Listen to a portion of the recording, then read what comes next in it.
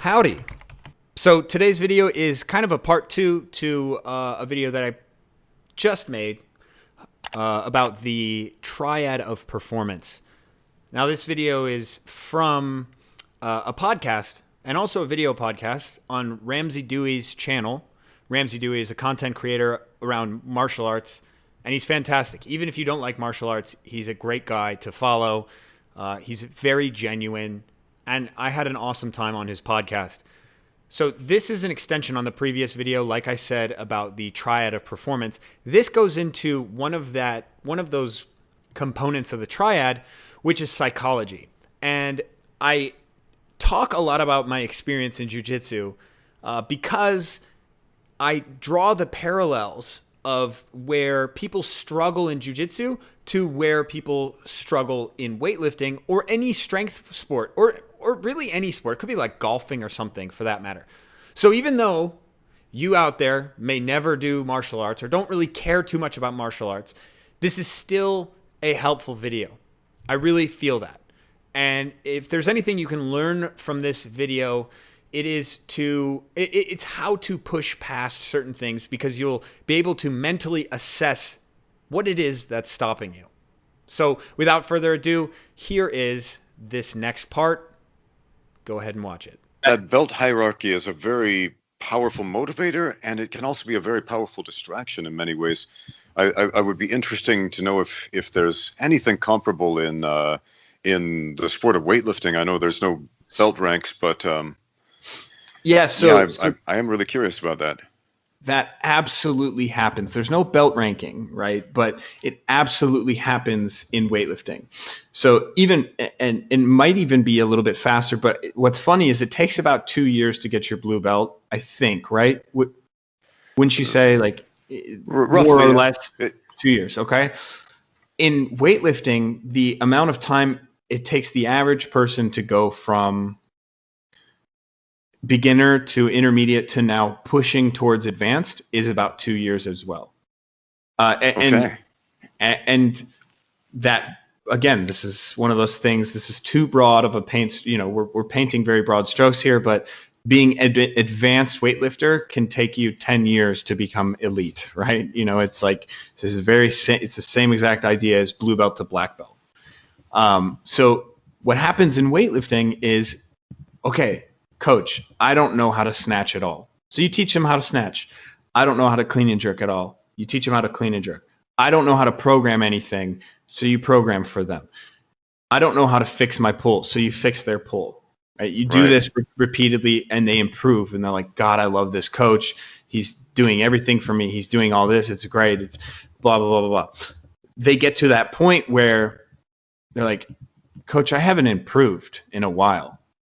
What's going on? It must be your fault, right? Because I'm listening to you. And when I listen to you, you're not improving me. I'm not improving, right? And so what you see is a big I feel like I've drop-off. had this exact discussion with some of the athletes I've coached. Not about weightlifting, but combat sports, man. Almost word for word. But Yes. Go on, man. So that is the blue belt blues, but in weightlifting. And that is, Ramsey, the core of this is the psychology that needs to be developed, or else you will not make it past, right? That part of the triad, the psychology is incredibly important. And so how do we develop that psychology? Well, so there's another triad, we'll call them the 3 A's. That is autonomy, auto-regulation, and accountability. So they all kind of feed into each other, but the one that I like the most is autonomy. And that's the idea that your improvement, your development, the majority of it needs to come from within. No matter what your skill level, your motivation, your understanding, your learning needs to come from within. Right. And that is something that I cannot tell you it is one of the most important things when you're picking up anything, is knowing that there is someone to help you, but that's simply it. They're helping you. They are not you. So in jiu-jitsu, like, I go home, I have a flow grappling account. All of my YouTube algorithm is jiu-jitsu. I have friends at home who do jujitsu. We talk on the phone almost daily after practice about, oh man, I did this, I did that. He's like, oh, but you should have tried this. You should have tried that. You know, that's my autonomy. I love this shit. Rodrigo doesn't have to tell me anything if he doesn't want to. I know that he's there and he can teach me things, and he teaches the class, and I love him for that. But I would never put my improvement on the back of Rodrigo. Never. You know, that's just not who I am. So that's autonomy. Auto-regulation is understanding now how we can work recovery into that. So auto-regulating the actual fatigue that you give yourself, understanding how many times to train, you know, taking your recovery into account, sleep, nutrition, all of these different things that you yourself are regulating, because it is actually physically impossible for your sensei or instructor or professor to control. You need to learn how to auto-regulate. And then finally, it's accountability. So you are the one that has to hold yourself accountable.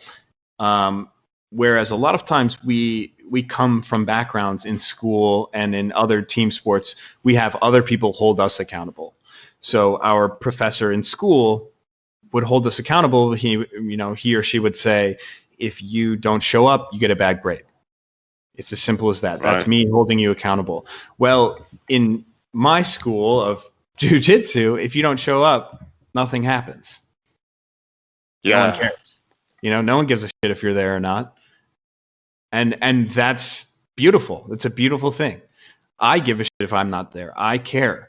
I don't want to miss training because I feel like I'll be missing out. I feel like I'll be missing an opportunity to get better. So those three aspects need to be understood. They need to be developed consistently before we can start worrying about, oh, am I strong enough, or do I have a good enough technique?